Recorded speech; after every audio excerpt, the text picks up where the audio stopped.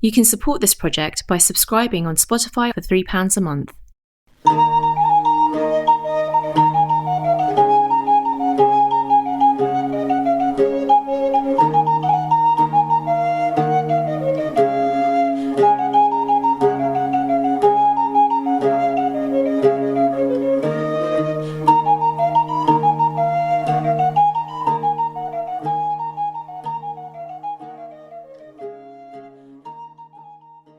Welcome to the Nostalgia Podcast with me, Sebastian Morello, my co-host, Brian Scarf, and today we are absolutely delighted to have Esme Partridge on the podcast. Hello, Esme. Hello, Sebastian and Brian.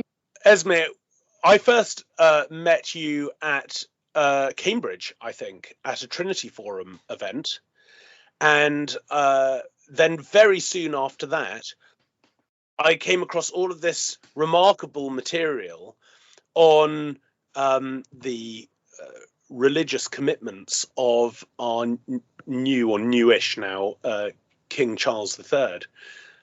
Now, listeners of our podcast know that Brian and I are not only royalists per se, but we're very enthusiastic about King Charles. We're a great admirer of his writings, particularly Vision of Britain and Harmony. And we lament the fact in general that most of his subjects are unaware of what depth of character is there and what an interesting thinker our reigning monarch really is. But you're not one of those subjects. So tell us a bit about how you became interested in King Charles and his religious and philosophical thought. So when I was at SOAS, I was very interested in Islamic studies, but was also becoming interested in Platonism and, well, particularly the crossover of the two, looking at Islamic Neoplatonism and in that subject area. And I became involved with the Temenos Academy, which, for those who don't know, is one of the king's, or as Prince of Wales, one of his educational charities, which promotes the study of perennial philosophy, broadly defined as the engagement with the world's wisdom traditions, which looks like, in practice, lectures and study groups on all kinds of things, whether it's reading the Bible, Plato, Shakespeare, really fascinating group, a really fascinating society that would often meet in quite curious venues like the Royal Asiatic Society, places like that in London. So I became involved in that personally. And then when the Queen died, I suddenly had this realization, like, oh my goodness, the person who's been funding all of these esoteric philosophy groups I've been going to for the past few years is going to be the King of England. This is quite remarkable. And then I was reminded of the fact that this is someone who's spoken about really quite esoteric schools of philosophy. René Guénon, the French metaphysician and fervent critic of the modern world, has actually referenced Guénon in his own speeches, his own correspondence. And so I thought this is a very fascinating moment. And as you alluded to previously, also quite frustrating that a lot of these sentiments he expresses about, say, interreligious dialogue, although they are really an extension of what is really quite a traditionalist philosophy and an appreciation of the traditional aspects of those religions, gets very easily misinterpreted as just being a kind of general, toleration, almost even a relativism. That's what his critics accuse him of, saying, oh, he just thinks all religions are valid, therefore he's this kind of modern heretic. And I felt a need, I don't know why, but I felt a need to defend him, I suppose, and sort of say, actually, no, he is a lot deeper than this. And I think as a loyal subject, you wanted to defend your king. It's interesting, this notion that a Christian king and a sacral monarch like King Charles taking very seriously the great contributions to human wisdom, collective human wisdom of all the different religious traditions out there, entails a kind of relativism, or even worse, a kind of syncretistic conception of religion. I do think that you have this tension playing out in the history of Temenos. And I find it seems to me that when you say there are these exoteric manifestations of religiosity, but then there's this common esoteric vernacular that undergirds those disparate manifestations. That can lead in two different directions. And I often think of, over time, a real tension developed between two founders of Temenos, Kathleen Raine and Philip Sherard. Kathleen Raine very much felt that she had a kind of bird's eye view of all the religious traditions. She was she had transcended all of them and kind of looked at could see the golden thread running through all of them, and everyone who developed a kind of sectarian view or a denominationist conception of religion was still struggling under the weight of illusion, but she had sort of transcended that through her own Neoplatonic journey. Whereas Sherard believed that actually you could only, and I think here actually ironically Sherard is more Guénonian, he thought that you could only really understand the deep wisdom of the deep shared wisdom of the religious traditions by inducting yourself as profoundly as you could into one of them, which of course he then opted in a kind of very scholarly but slightly postmodern way for Greek orthodoxy, and ended up sort of living alone on an island with nothing but a hut and a chapel. And this tension, I think, has always existed in Temenos, in the Temenos group, and it's interesting. Toward the end of their lives, Sherard and Raine were publicly critiquing each other, even in the Temenos Review. Where do you think in that tension our reigning king stands? I'm inclined to say slightly more towards the Sherardian view. I think the king seems to acknowledge the principle that it is in our nature that we come to the universal through the particular. This is a very Platonic idea, that even if there are these common shared truths, which by virtue of being true are universal, we as embodied beings, we don't just descend to that directly. It's something that we come to know through liturgy, through art, through culture, things which are necessarily unique and relative to a particular time and place. And I think the reason I say this is because something that's I'm actually going to sort of glean this from his environmental writings, which I think mirror his religious views. Something he talks a lot about is biodiversity. And obviously biodiversity, we kind of think of the World Economic Forum. We don't necessarily think of this as a kind of philosophical ideal, but the way that he speaks about it, it very much is. So he talks about how the essence of biodiversity is that it's different parts coexisting, working together, but the unique identity of each part cannot be transgressed. If you try to merge everything, if you try to create a kind of homogeneity, you end up with environmental disaster. And this is basically what we're seeing with the lack of biodiversity. If you eliminate that differentiation, suddenly the whole ecosystem starts to collapse. And the reason I say this is because I actually think that it does mirror that view, that more Sherardian and very Guénonian view, that actually, even if we acknowledge there to be some essential unity that unites everything, those differences must prevail. You cannot just erase them. You can't have a kind of homogeneity at the level of nature or religion. There is just a necessary variety. And so I think I would be inclined to think that the king probably shares that view. And I actually think that the coronation was quite an interesting example of that, because yes, he gave a role to these other religious traditions. You had the 7 representatives of Judaism, Islam, Sikhism, Hinduism coming up, playing a role in the coronation. But nonetheless, the coronation was a thoroughly traditional Anglican service. He wasn't saying, oh, let's just merge all of these into a kind of vague, watered down ritual. It was actually keeping the particular in that way. So I think that is probably how I would classify his approach. That's very interesting. That's very interesting. Brian, do you want to come in here? Well, I wouldn't want to sort of derail the direction that the discussion is going into. I'm slightly suffering from the flu, so my clarity of thought isn't amazing. I'm sorry So to hear that. I apologize if I'm going to be slightly dull today. I my comment was that in engaging with the work that you've published online, Esme, it seems that some common ground between what you're producing and what we have attempted to produce here on the podcast is that the king is in need of the creation of a kind of a mystique or an aura.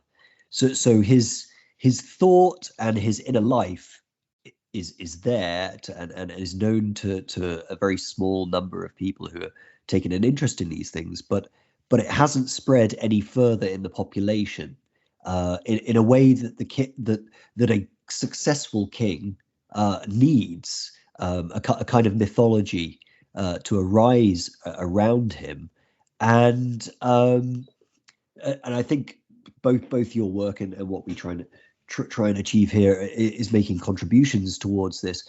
How far do you think that this is achieved anything so far, and what do you think needs doing further in order for his sort of royal position to be successful? I think it's a really good question. I mean, I think that the Temenos Academy, I do think it has huge potential in being a centre of this school of thought to possibly be furthering and promoting that system of metaphysics that the king is espousing. But obviously that's a fairly small, that's not going to change the world. I think it's difficult because I think in the time of culture war, it's really difficult to advance this kind of viewpoint because on the one hand, people who do want to defend tradition and side with the king on, say, his views on architecture, they really value his appreciation of neoclassical buildings, your Poundbury. Well, actually, Poundbury has its critics as well. But let's say people who potentially would sympathise with the king's small c conservatism are very suspicious of his religious pluralism. I think because they see it as necessarily just an extension of this kind of modern relativist viewpoint. And then on the other side, the people that are very pro King Charles's interfaith sentiment and see him as a kind of modernizing progressive king and take his views on the environment, or rather interpret his views on the environment in a particularly progressive way, then really wouldn't stomach his views on other things and or would fail to appreciate where he's really coming from on those issues. Sorry, where not to sound like a spokesperson of the king. Obviously, I'm not completely may not be completely representative of his true feelings on everything, but I think that's why it's so hard to advance this, because on neither side is there really a natural home for this way of thinking. We kind of need to transcend it a bit. So I hope that answers your question, if in a negative way. Sure. And I wonder, maybe in some ways we're trapped in the arena of discourse, which is a inherently combative and divisive. And maybe the last piece of the puzzle that's really missing is some kind of physical cult, like rituals, organizations, practices, relationships that surround the idea of the worship of the king. I'm trying to imagine what that would look like. And hold on, isn't this what the Anglican Church is meant to be? The Anglican Church is meant to be the cult of the king, where the entire land is sacralized and punctuated with medieval towers and spires, and the community is gathering and it's worshipping and it's chanting and it's using this sacral English, and it's all under the auspices of the king. Now, obviously, as a Roman Catholic, I think that there are ecclesiastical complexities to be overcome there, but nonetheless, I think that if the Anglican, it's not obvious to me that the Anglican Church is salvageable at this stage. I know, Esme, that you've been doing some work recently with a think tank in defence of the traditional Anglican parish and how it might be recovered. But it seems to me that what Brian is alluding to here is, if the Anglican Church is going to be salvaged at all, it has to be something like what I just described. I think that's a wonderful proposition, and actually in the report I wrote on the parish that you just mentioned, my conclusion was basically, if we want to save the Anglican Church, we do need to completely re-enchant it, basically, and stop trying to succumb to the trends of modernity. Stop trying to say, as the church has expressed in its vision and strategy document for the 2020s, that the parish is no longer suited to contemporary life. I think actually embrace the fact that it's not suited to contemporary life and say this is this ancient institution. Right. This is this ancient institution that has this permanence, this source of sanctity, and enduring tradition. Okay, I mean, fine, Anglicanism has had many iterations over the centuries, but I think actually that in itself is this place of continuity. And I think instead of trying to deny that fact, if we embrace that fact, I think actually people would be more drawn to it, because I think people are drawn to institutions that have a fundamental self-confidence. I think it would really bolster the church's public legitimacy if it were confident in its own, in its own identity and its own history.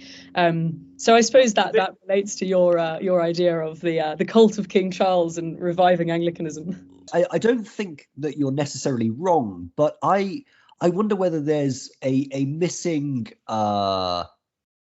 a missing martial element that the church can really never provide, that the laity, or particularly the male side of the laity, always hungers for. Chivalric orders, something along those lines, which are completely missing, and would able to be both Anglican or Anglo-Catholic, Roman Anglo-Catholic, Ordinariate, whatever you like. Religiously mystical, but in the hands of the laity itself, which perhaps need to be cultivated. Okay, well, listen, this is not a direction I wanted to go in, but since Brian has raised it, I think we've got to go there. This is my... So, Esme, for our viewers, recently had a conversation with Paul Kingsnorth, hosted by Unheard. And I listened to that, and I kept on thinking to myself, this notion that actually we have to overcome the prejudices of modernity, and we have to and the assumptions of modernity, and that will mean, as a civilization, or a ebbing and waning civilization, absolutely privileging and prioritizing the mystical, which is more or less Paul Kingsnorth's point. I kept on thinking to myself, why is he permitted to say these things publicly? Why is he permitted to say these incredibly anti-modern convictions publicly by such a mainstream journal as Unheard? I know Unheard postures as a kind of radical, pushing the boundaries kind of journal, but I don't think it pushes the boundaries that much. And I kept on thinking, why is he permitted to say these things? And then I realized in that conversation that you had with Kingsnorth is that whenever he makes that point, he simultaneously says, but of course, politics is just regulatory. Politics is about where the traffic lights go, where your taxes are directed. It has nothing to do with this. We need to completely separate the notion of religiosity and politics. Well, that is exactly the view of Hobbes. It's exactly the view of Locke. It's exactly the view, the notion that we've got to completely privilege and prioritize the mystical, but we should not in any way allow that to have any bearing on questions of how we live together, of our society, of the end of community building, of politics, and so on. So he simultaneously makes this really anti-liberal point, which is that we've got to privilege mysticism, and then he affirms the entire structure of the liberal settlement. And that's why he's permitted to say these things. That's why he's allowed to say these things. And I think what Brian, what you're saying, is that actually we need to absolutely privilege and prioritize mysticism as the end for which we exist, namely union with our creator, but that is politically and socially relevant. I think that's what... Anyway. And that's why they don't invite me to Unheard. Esme, your comments, your thoughts. firstly, I feel I should push back slightly, in as much as I think it was a really valuable discussion, and I don't want to be too critical. I'm sort of wary to be too critical when I found that was an enriching conversation, and I think Paul made a lot of really interesting points, many of which I agreed with. I mean, I will say that there was actually a point in that discussion where I was quite tempted to ask, probably not in his sort of critical terms, but where I was sort of intrigued to query, to what extent does this desire to totally isolate the mystical from the political, to the point of kind of almost saying, no, we shouldn't have any politicized Christianity at all. To what extent does that end up actually replicating what's really a kind of radical Protestant point of view, isn't it? It's kind of saying, well, if our institutions are so corruptible, and if our human nature is so stained by original sin in the way that Calvinism posits that it is, to the point where we can't bother having any kind of social institutions or authorities that are going to uphold the good, because they're just so, it's because we're all so depraved. I mean, literally that would be the Calvinist term. That does end up removing religion from the picture altogether. So you get this really interesting phenomena where an extreme kind of piety, because I think it does come from a place of piety. Our mystical beliefs are so pure and so unworldly that to taint them with something worldly would be a kind of blasphemy. I think that's where it comes from. Then ends up becoming actually a removal of all religion from public life, which over time just becomes, well, basically secularism, doesn't it? I mean, I do think this is a really fascinating paragraph. And actually, you see it in Locke. I think Locke is a very interesting theological thinker, because he does have a theology, quite a strong one, actually. And his view is basically, he takes the passage from Corinthians about seeing through a glass darkly to such an extreme that his view is, well, in this life, we have no hope of ever really being divinely illuminated. It's all so darkened. It's all, I think the expression he uses, which is biblical ultimately, but is, in this life, we're just groping in the dark. We can't really know anything. And so this very negative view of the present life, again, quite Calvinist, ends up leading him to say, well, we can't have a kind of mystical polity. Like, there's just, these things aren't for this life. We're going to reserve them for the next life and try and just make do. And hence you have, social contracts rather than covenants, or a kind of really spiritual system of polity. I mean, does that sort of make sense? I'm not necessarily saying that Paul's view is exactly that, but it's a trend in a way of thinking, isn't it? I think that I just want to clarify. I also thought that it was actually a very interesting and enriching conversation. I just and I should have said that first. I just think it's always more interesting to say the critical, negative things and get responses. But I think that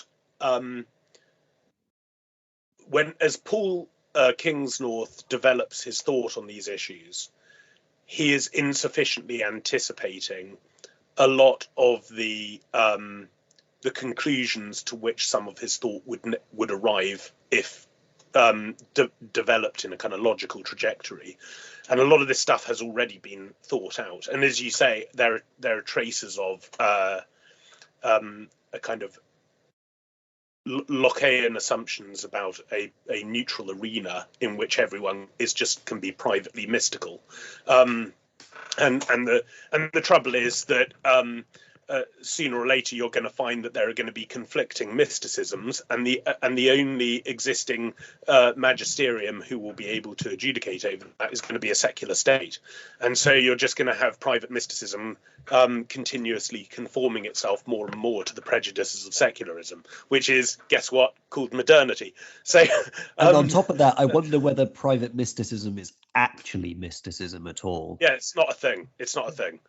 I'm afraid God is public. But anyway, what I think all of this leads to, if we're going to take the notion that insofar as mysticism is going to use a very trendy phrase, authentic, it's got to in some way be public, and it's got to allow God to make a claim on our public lives and our shared lives together, which, by the way, is kind of the basis on which Anglicanism has argued for its legitimacy over time, until very recently, actually.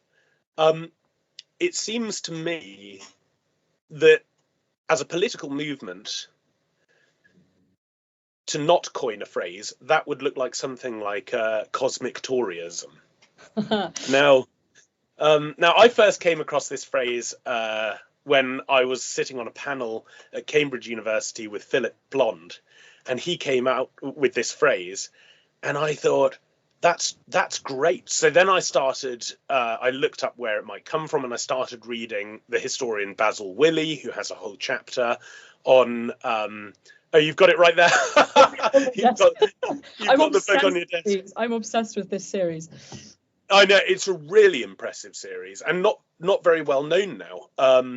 But yeah, cosmic Toryism. I mean, obviously Basil Willey has a quite a negative view of cosmic Toryism, actually, in that.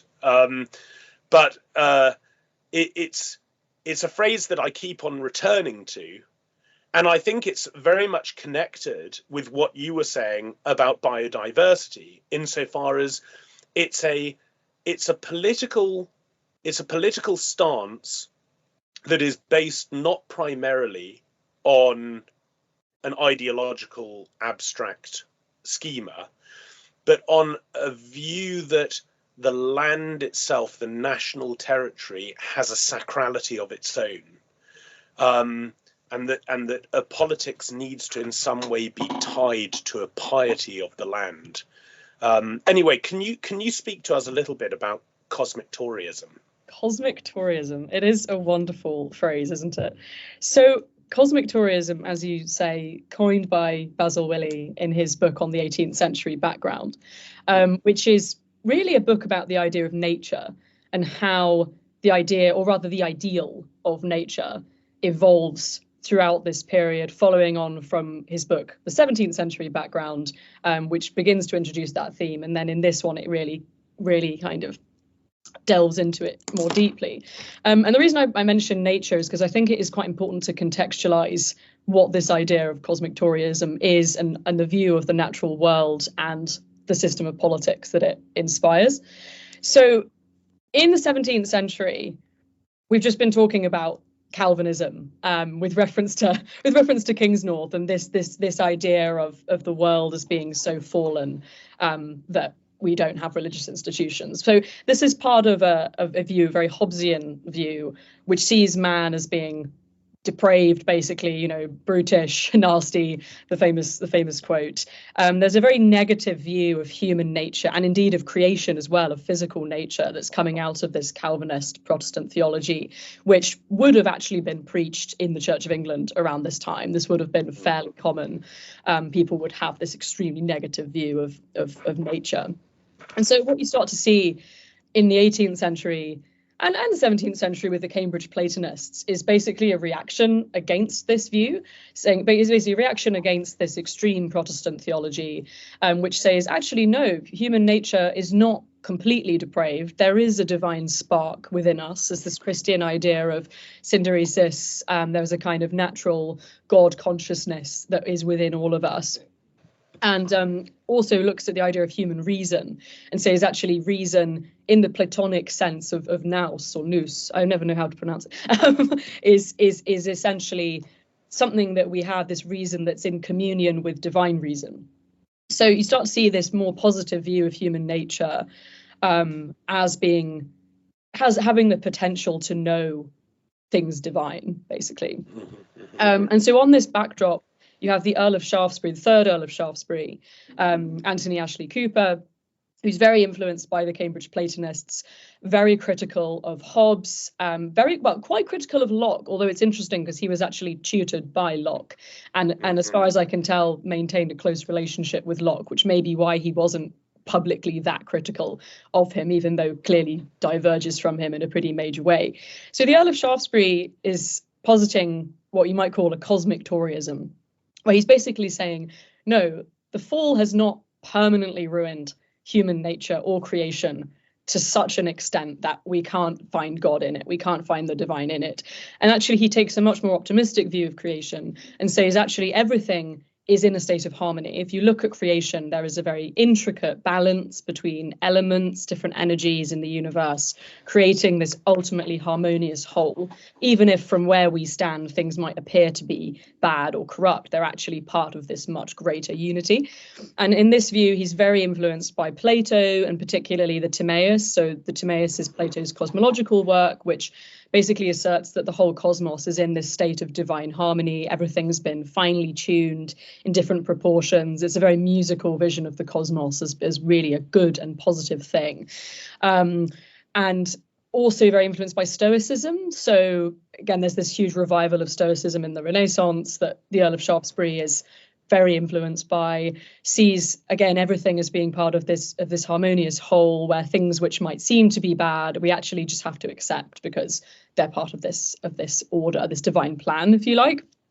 So cosmic Toryism, how that relates to politics, you end up with this imperative of saying, well, if the universe is of such a metaphysical structure, then we human beings existing as a microcosm of that structure ought to try and mirror it and try and build a society that is in accordance with it, right? So I think that's is that kind of a helpful starting point of cosmic Toryism?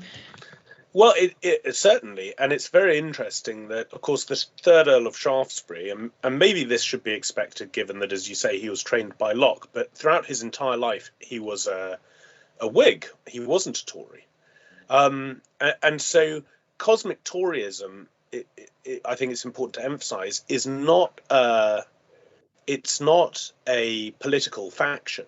It's a philosophical, spiritual worldview that, of course, I think actually probably another great representative of cosmic Toryism is another Whig, Edmund Burke, who again sees, as you say, I mean, he says that the entire polity reflects the universe. We all exist as links in a great chain. And he says, you may bite your chains if you will. But of course, you know, if you try and bite a chain, as we all know, you don't destroy the chain, you just shatter your teeth. And this is very much Burke's case. So it's interesting that cosmic Toryism, as a conception of how to establish communities, has this genealogy both in the Whig tradition and in the Tory tradition. Yeah, absolutely. I will say that there's a really interesting paper by Barry McCoon Burroughs on cosmic Toryism, in which he tackles what you've just said about the fact that the Earl of Shaftesbury was technically a Whig. He makes the point that actually he was more of a Whig in the kind of pre-revolution sense. So actually what is Whiggism for the Earl of Shaftesbury really is actually closer to a kind of Toryism. I'm not an expert on 18th century politics, but I would, if you're interested in that point, I would delve into that article. We can maybe link it. But no, the point still stands. Yes, it is more of a metaphysics actually. Yeah, exactly. Rather than a partisan ideology. And I think would you say that it's a species of romanticism? I am wary.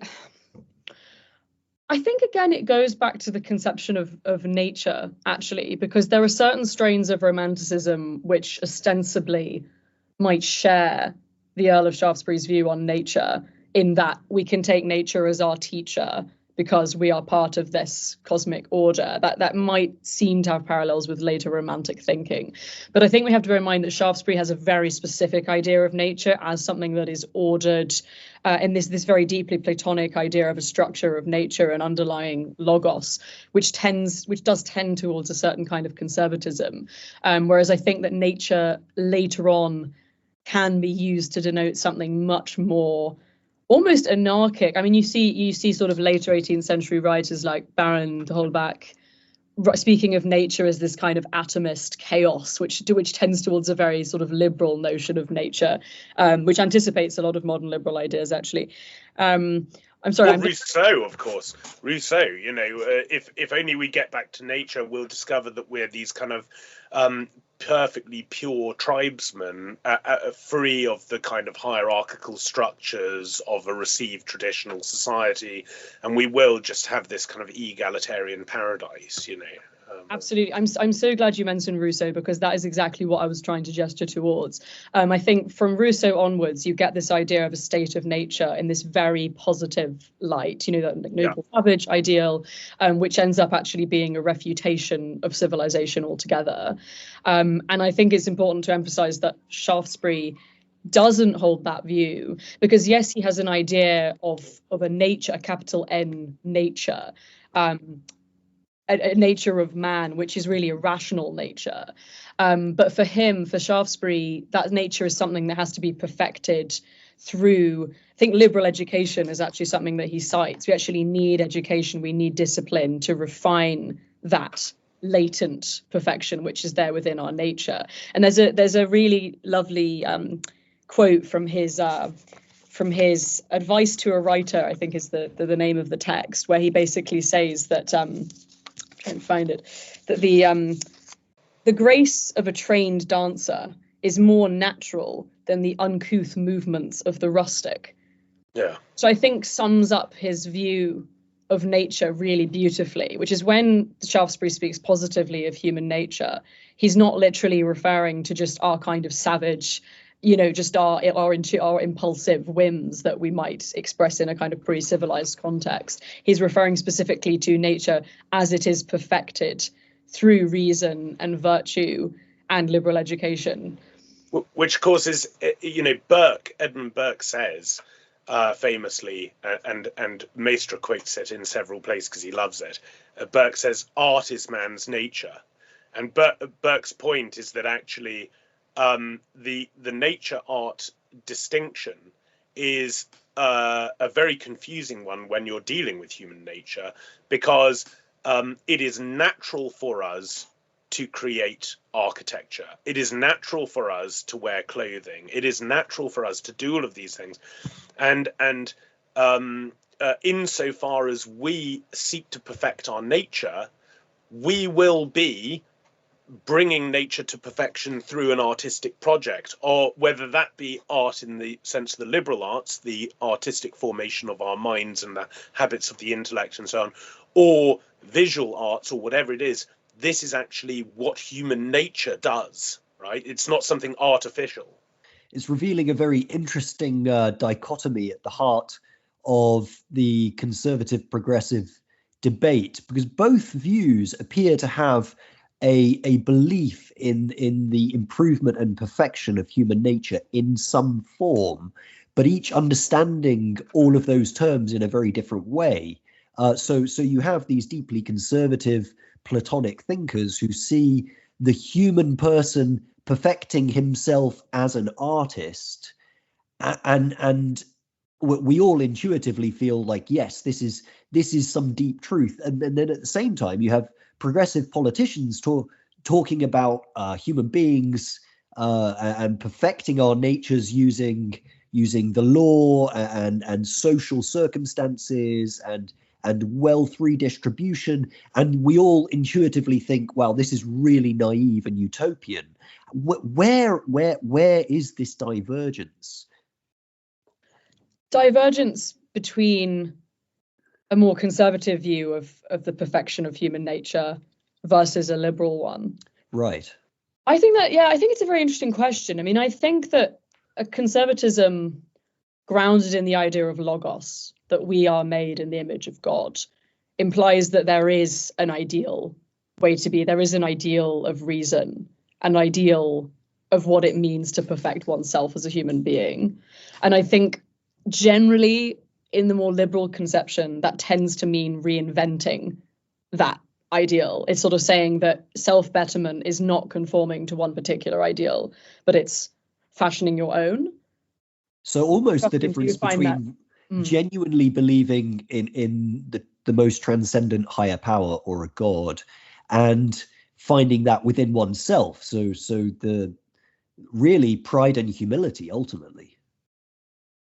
Yeah, I would say so. And I think this is why, for the Earl of Shaftesbury, who's an advocate of that more conservative in the sense of cosmic Tory disposition, very much promotes the study of the liberal arts, and seems to be of the view that we should have art and music having a political function, and that the good governor is someone who should be inspiring his subjects towards virtue through these arts. So suggesting that there is a common world, there is a kind of common artistic language that we can all share in, and in which we can find our individual perfection.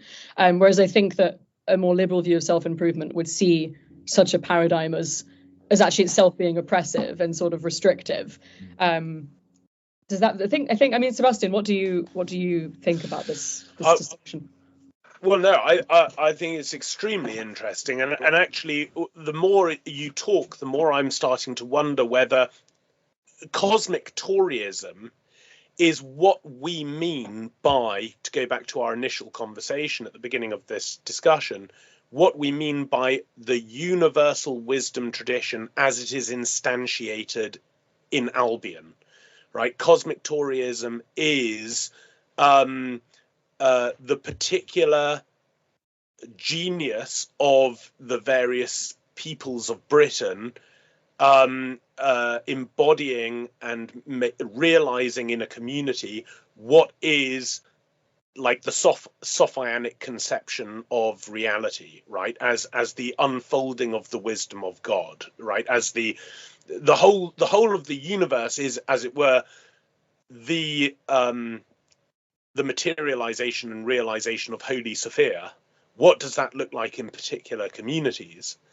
And I mean, it's very interesting talking about how that can only be realized through the artistic project of human nature in creating its own distinct architectures and its ways of settlement and its forms of education, because I'm currently reading The Crisis of Western Education by Christopher Dawson for the book I'm writing at the moment. I'm just studying that, and I've massacred this book already because it's just covered in sort of marginalia and pencils, and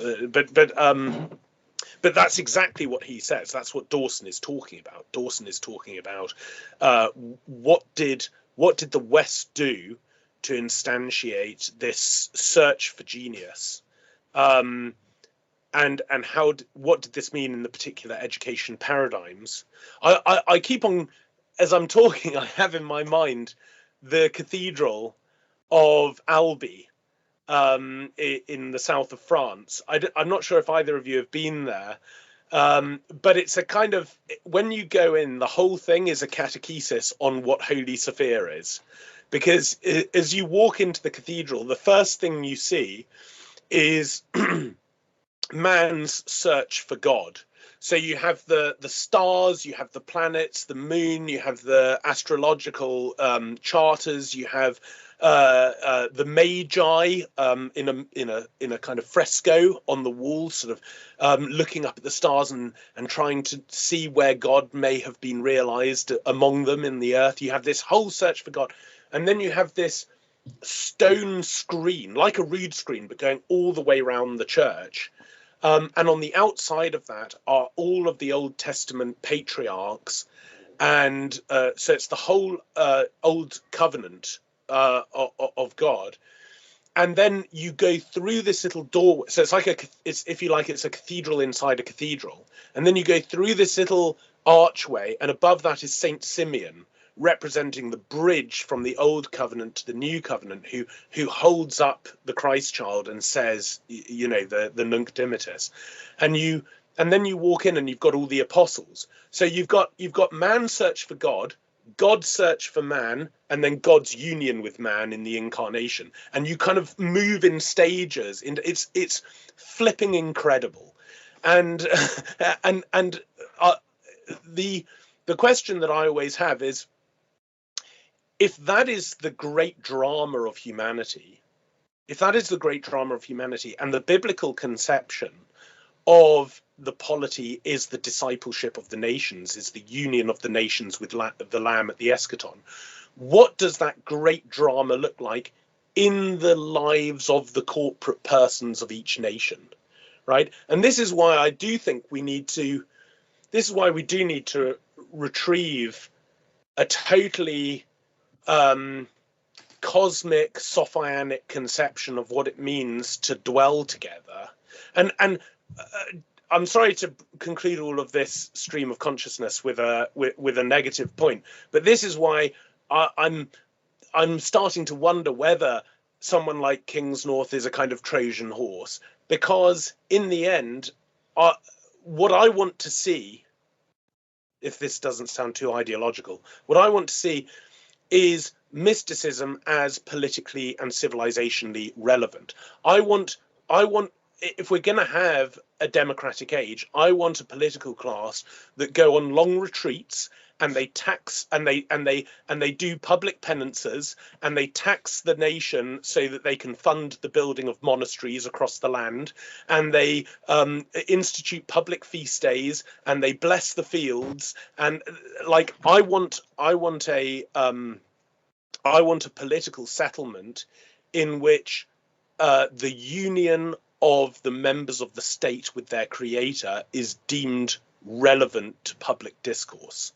And I think what I've just said is a fairly decent attempt at a modern articulation of cosmic Toryism. It sounded like your cosmic Tory leadership pitch.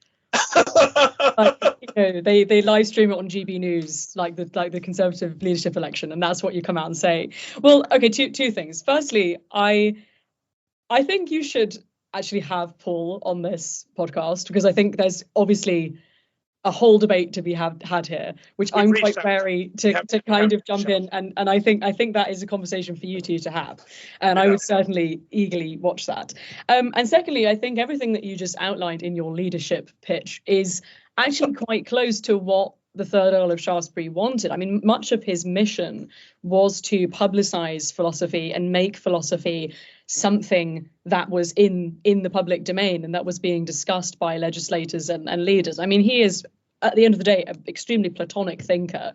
And really, this is what the ideal of the philosopher kings is all about. It's having governance which is seriously engaged with these metaphysical ideals, and is essentially aiming to try and reflect some of that harmony that one sees in the macrocosm, in that Timaean universe, where you have each element is doing its own thing and working in pursuit of a kind of greater unity, but without the kind of trespassing of each element into one another, if that makes sense.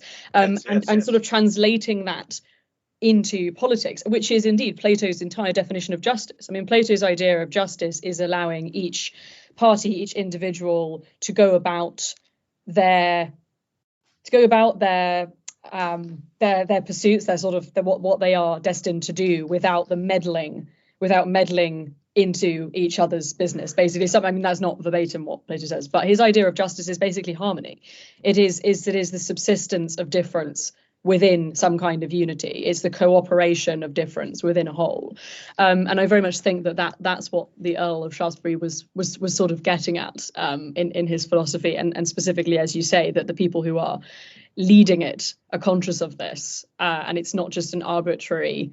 Their rule is not just arbitrary. It's actually trying to channel this bigger picture of how things are, what justice is, cosmically speaking. Right. The modern world, people are desperate to find a genius who will get them out of our malaise. You can see it right now in America with Elon Musk being involved in the new administration. People look at him and say, oh, look, we've got a genius who's coming in. Look at everything he's achieved. The problem partly is that in the past, genius wasn't really something that was located in an individual. It was located in a place, that the genius loci, that and this is what you're talking about in terms of the landscape, the genius of a particular valley and river and tree. It seems to me cosmic Toryism to me is, if Henry VIII had managed to exercise chastity, and the Church of England had remained the jewel in the crown of the universal church, cosmic Toryism is William Blake being a doctor of the church and the king's prime minister going crawling into his cave for advice on tax policy. That is to me cosmic Toryism. That's amazing. I It's funny. I usually disagree. I mean, But it is an interesting. So I want to take cosmic Toryism into the kind of phenomenological domain for a moment, because I had an experience this morning that made me think, maybe I should bring this up on the podcast and see what Esme makes of it. Because, as you know, I've just had a baby, and this is number 4, Albert Minimus. Obviously. Oh yeah, thanks. And you know, this always happens when I have a baby. I sort of into this slightly euphoric state for a while, and I when I go for my morning walk with the dog, I sort of stand there and feel sort of wondering what's going to happen as the decades unfold, and I see this baby become this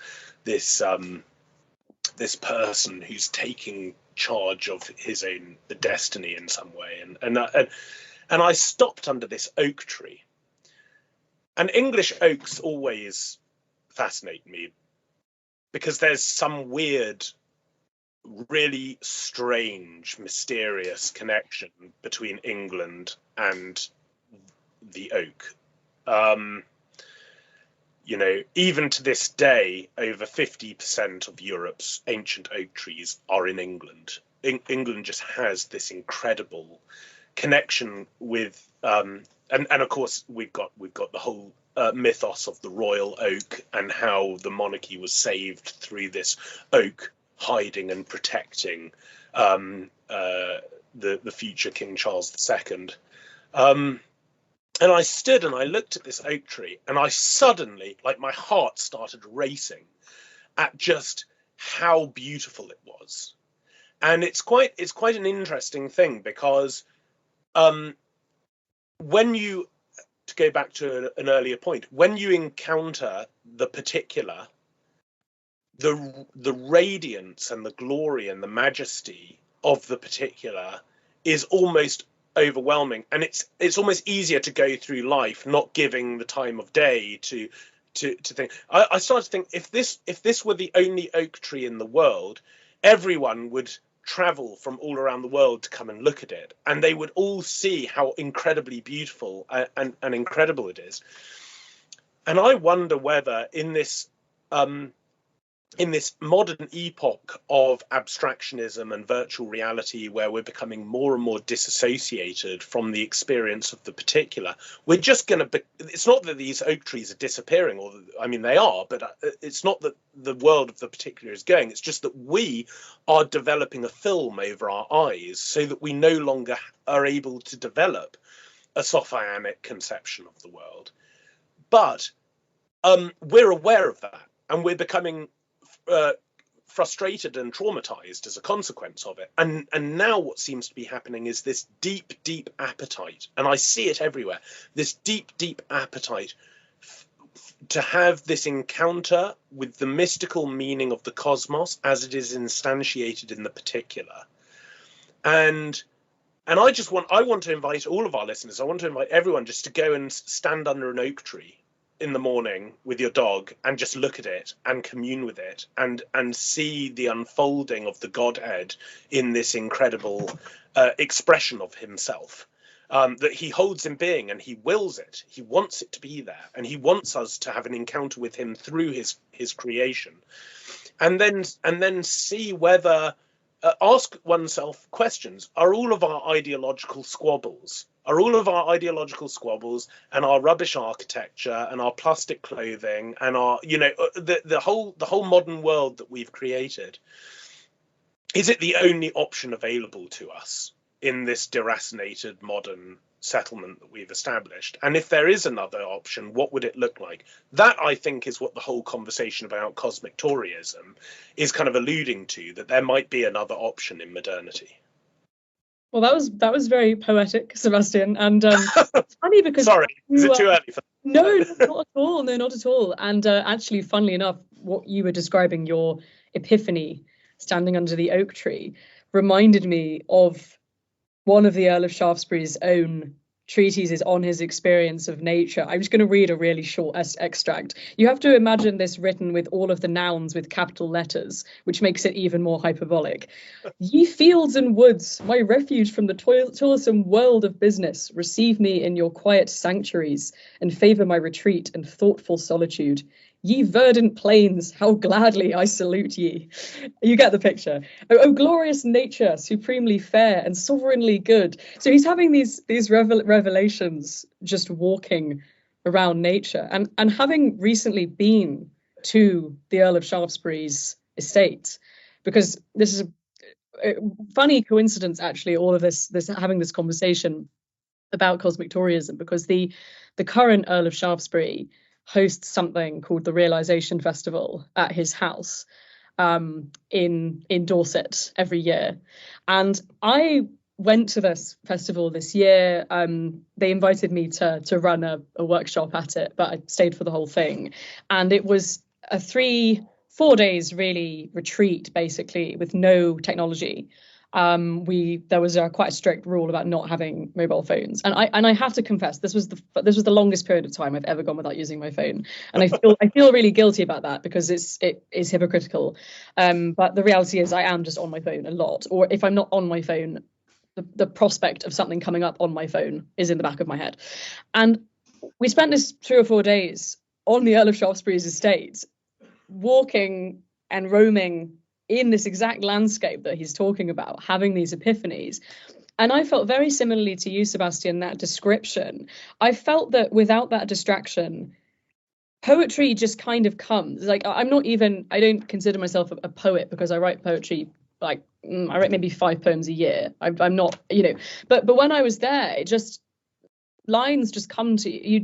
As soon as you have any contemplation, it's all about attention. I think as soon as you pay attention to any one thing, whether it's a tree or a sheep, I was looking at sheep in the field and suddenly just had this poem just wrote itself, basically, for me. And I'm thinking, how many times have I sacrificed that experience because I have my phone on me? It's really awful to think about. Wow. It's really interesting that you bring up this point of attention. In Meditations on the Tarot by Valentin Tomberg, a book that I know you're familiar with, and that Brian and I very, very much admire this work and its author. The first meditation, because he actually calls this work a body of spiritual exercises. So the book is meant to be read as a retreat, actually. And if you read half a chapter a day, you can actually, even though it looks like a big scary book, if you read half a chapter a day, which is kind of 20 minutes of reading, maybe 30 minutes of reading, you can actually do the whole book in a month and a half, and you can treat it as a retreat. But the first exercise he gives is that of developing attention without effort. You have to develop this disposition of attention without effort. That he says you can't do any of the other exercises unless you have first developed this. And there are a number of writers who maybe they're not familiar with Tomberg, but who have picked this up. Obviously, famously, Simone Weil wrote a lot about attention without effort. But it's this notion, exactly as you say, that you place yourself into an interior disposition so that you can simply, without trying, without striving, without it being exhausting, attend to reality. And once you attend to reality, you realize that actually re-enchanting the world, which is such a kind of popular